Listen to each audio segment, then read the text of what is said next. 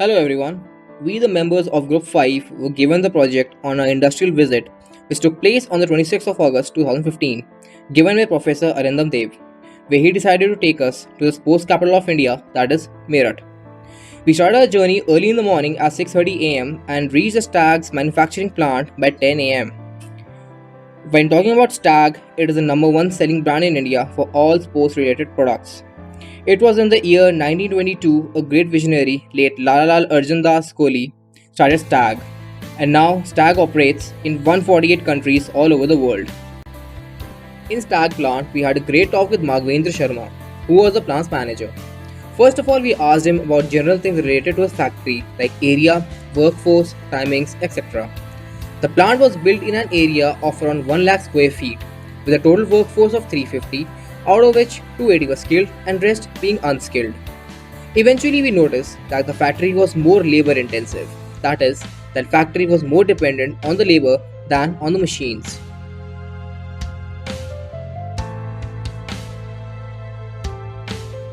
He also told us that the plant operates only on weekdays, including Saturday, from 9 am to 6 pm. But in times of high demand, they increase their work timings. The amazing part was that they were self-sufficient and use their own generators for electricity and don't use any electricity given by the government.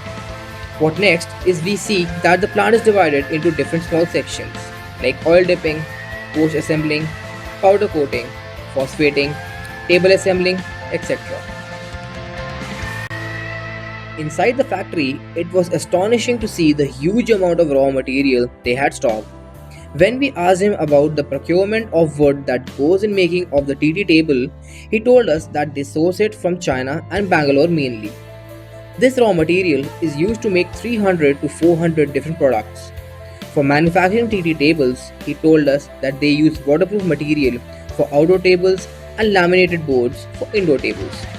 On asking him about the demand, he told us that the main demand is for TT and gymnastic products and a special mention for the Butterfly brand, known for their affordable quality. For wastage, they also have the proper system for scrap handling. Steel is also an important raw material which plant uses to manufacture different nut, bolts, poles and joiners which they acquired from Ghaziabad and the Meerut region.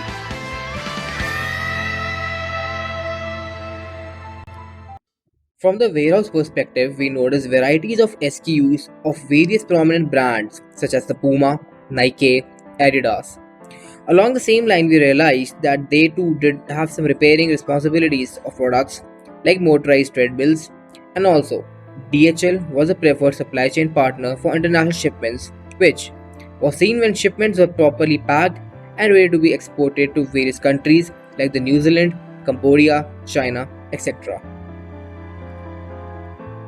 It is the Ministry of Micro, Small and Medium Enterprise. It was established in 2006 and provides a wide spectrum of services to the micro, medium and the industrial sector.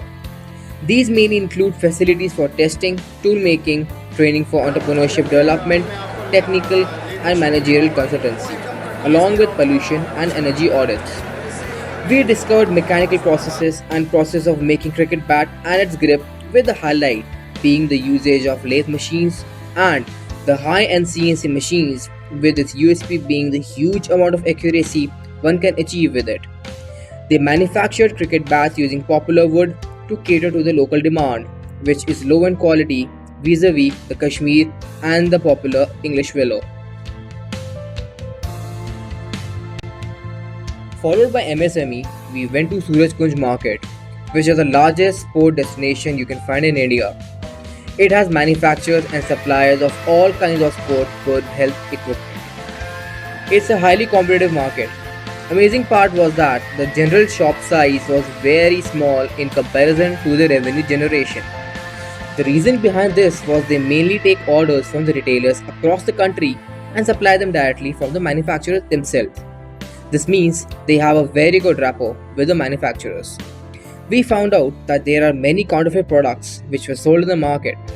In this market, the main demand was for cricket bats, and also the variety was available such as popular, Kashmir, English willow. Another striking thing that we noticed was the inter-shop relationship the people there had between their businesses, which in turn proved to be very beneficial in times of supply side shortages.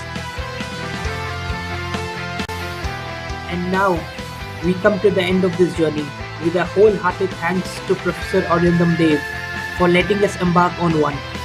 Among the plethora of the learnings we had, the most prominent were the climb of a company like Stag, from the humble beginning it had to the pinnacle it is at, the type of intricacies that goes into the making of the most insignificant of products that MSME taught us, to the higher sales that are generated from the smallest of the small shops. And finally, a special thanks for this amazing batch of RM 1517, which made this journey a remarkable one.